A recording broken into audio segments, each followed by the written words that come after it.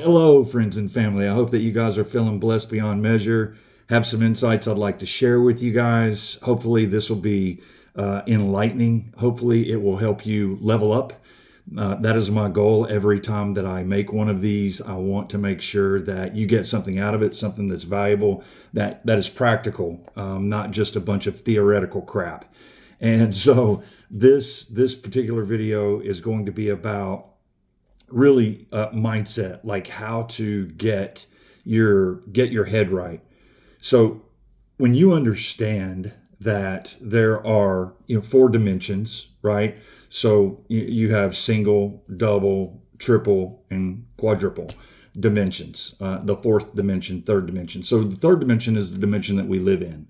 We see things in 3D. You have your five senses that you rely on, and those are the things that dictate the reality of life, and they shouldn't be.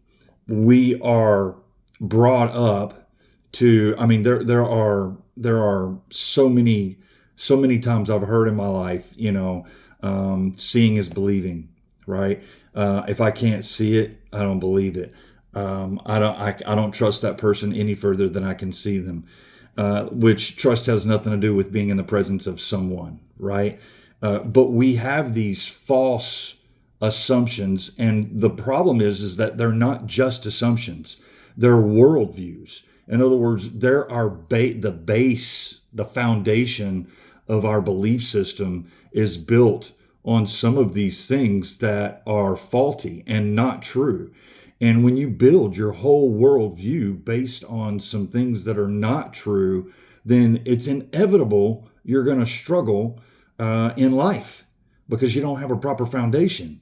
And hey, listen, I did not have a proper foundation for decades, and I'm still working on trying to figure out. Wow, I can see where this has been a hindrance in my life. It's a foundational thing that I've believed all my life that is bad. Like it has not served me well.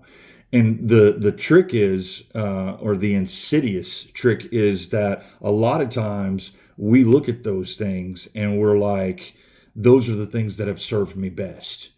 Those are the things that have kept me from getting hurt. Those are the things that have kept me from trusting people that I shouldn't trust. And it's like, while that may be true on some level, overall, it's been a detriment to you. It's been a detriment to me. So what are those things? How do you know? How do you know if those types of things exist in your life? How do you know if you have foundational beliefs that are prohibiting you from living your best life? So when you understand that basically your health is a combination of everything you see, everything you hear, everything you touch, everything you put in your mouth, and everything you think about. Think about that. Your health is based on those things. What you see, what you hear, what you eat, what you think about, what you touch. Those are the things that dictate your health. So if you are eating perfect every single day, okay, and you're having nothing but positive thoughts, but you're sitting in a chair all day, every day, for 12 hours a day, 10 hours a day, 8 hours a day, without moving, without doing anything, then you are suffering and you're on your way to an early demise. It's going to negatively impact your health in such a way that there will be a huge list of conditions associated with that. Now, let's say you're super active, all right? And again, you have a great mental attitude, but you eat pizza and cupcakes and ice cream and McDonald's every night. You are not going to be healthy. There is going to be a long list of conditions that are associated with your future if they're not already. And so now, let's say that you are hyperactive, you eat great. So physically, you look great. However, The things that you think about, you focus on lack. You recognize, you compare yourself to a lot of other people. Anytime you see someone that has more than you, it just brings up this feeling of, I don't have enough. And it brings up feelings of, being the person who gets the short end of the stick. You inevitably are going to have a long list of conditions associated with your future that are directly related to those things that you think about. If, again, if you're listening to nonsense, whether it's in the form of music, actually, especially in the form of music, there are songs that we all remember. Everybody remembers the ABC song. Everybody remembers Mary Had a Little Lamb. Like, it has nothing to do, we don't realize how impactful songs are to the way that we think. There is a reason why certain people act certain ways, and it has to do with the music that they listen to. It's because the stuff that they remember, it's a chant over and over in their head. It becomes part of their identity. And I've been, for lack of better terminology, a victim of that in the past. I am not now. However, I recognize it for what it is. Why? Why is that? Because we're hearing it and we're chanting it. We're actually putting it to a rhythm so that way we can remember it.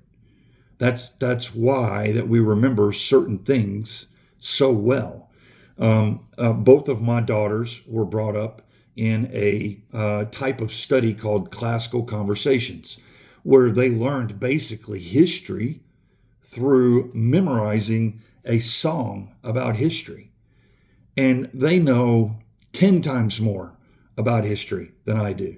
They can quote every president in order to me. I can't do that. Maybe you can, and if you can, great. But they know things that about wars and things that happened thousands of years ago that I don't know anything about. And maybe I learned about it at one point in time in my life, but I have long since forgotten it. They don't forget it. Why? Because they learned it in the form of song.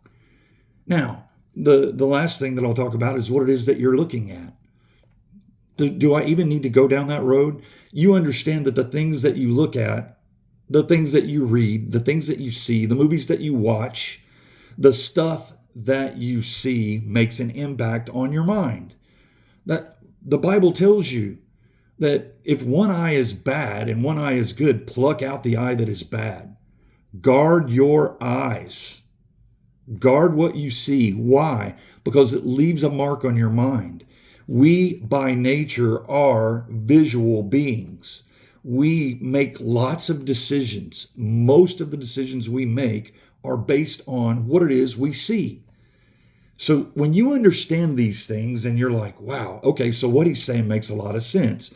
Okay, that's great. We live in a three-dimensional world. I experience life in 3 dimensions. I make decisions based on 3 dimensions. So what? What's the problem with that? The problem with that is you're missing one huge component, which is the 4th dimension. It's the frequency dimension. Look, there is sound, right? There are so many different frequencies. Being able to see is having access to one dimension of the frequencies that exist. Sound exists on a different frequency than seeing does, but it's a frequency, it's a wave nonetheless. Let me put it to you this way. You ever been around somebody and they just suck the life out of you? They suck the energy right out of you. Like you're exhausted after you're done dealing with them. And on the flip side, you've been around people, and when you are not around them, you're like, man, I like that guy. I like being around that guy or that girl, whatever. You know what I'm talking about. So what did they do? What was it that they did that sucked the life out of you? Could you see it? Could you touch it? Could you feel it? I mean, unless you're in a fist fight, no, you can't. You can't grab a hold of it or draw a picture of it. You know why? It's in the 4th dimension. It is the invisible world that is the reality of the world. The 3rd dimension is just a manifestation of the 4th dimension. The 4th dimension is what the actual world really is. It is the invisible world. Why? Why is the invisible world the real world? Because when you recognize that the visible world is a small sliver of what the whole world is made up of, then you recognize, oh, I'm only seeing a little tiny piece. Like my ability to perceive what is true is limited if all I'm using is my eyes, right? Have you ever been deceived by your eyes? We've all looked at the picture where it's the old lady and the young lady and it's the same picture. It's just a matter of how you look at it. You, when we realize that our eyes tell lies, that's the reason the Bible says you don't come to know salvation by seeing it. How does the Bible say that you get salvation? By hearing it. By hearing it. Why do we close our eyes when we pray? Maybe you don't. Maybe you're one of the weird ones who keeps your eyes open while you're praying for everyone. Not that there's anything wrong with that. I'm just saying, why do most of us, who told you that? Who told you, close your eyes? I was never told that. I just do it. I mean, obviously I saw that other people were closing their eyes, but I think that the reality of it is this, is that when your eyes are open, you can easily get distracted by what it is that you're looking at. When your eyes are closed, the physical world cannot distract you from what it is that you're praying about. So it's coming from the heart rather than what it is that you're seeing. Like if you walk around in your house and you want to pray for all of the things that you don't have, then that's a lot easier to do if you're looking at it, right? Whereas if you're praying for someone's health, you don't have to look at a sick person and be like, and focus on them being sick in order to pray for them, in order for it to be a reality to you. So what I'm trying to tell you, what I'm trying to get you to think of with this video is I'm trying to help you understand that the fourth dimension is the real dimension. It's the full dimension. Whereas the third dimension is just a component of all the dimensions that are available, all of the dimensions that actually exist. So we don't have access to all of the dimensions. Can anybody see an X-ray vision? No, we don't. Can anybody see, I forgot what it's, thermoimaging? Like, can you just see like the hot spots in a human person? No, you can't. But we have gadgets, we have night vision and X-rays that we can look at and see things that we can't see with our eyes. So there are things that we can't see that do exist. I mean, the reason that we can know whether a planet that is 500 million light years away is a gas giant or a rock is because of the color that it puts off. We see it's the spectrogram, I believe is what it's called. And it gives you a spectrum of colors. And so based on the colors that you see, you can tell what component, what elements there are involved in that.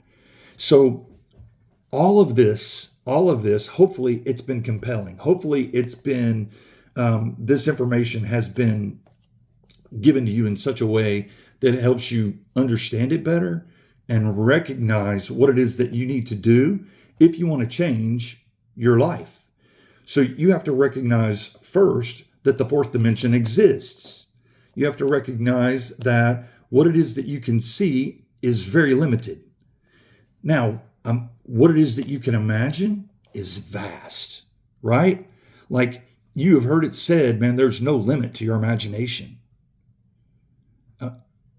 Think about that. Think about not having a limit to your imagination. Why? Why is that? Because your imagination exists in the fourth dimension. That's why.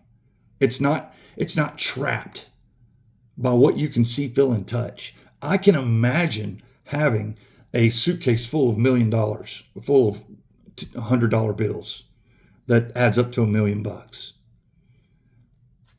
And I don't have to be able to see that to imagine that. And that's a real thing. It can be a real thing.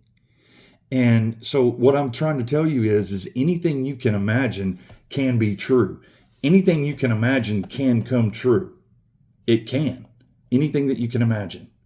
And I know that sounds far-fetched. That sounds a little woo-woo, if you will, but it's not. It's not. Now, I can imagine myself jumping over a house all day long.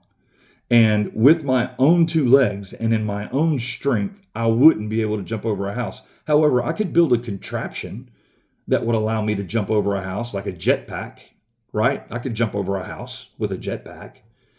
So like, I want to encourage you that inside your mind are the answers, the solutions to the problems in your life, because God gave you the ability to access that.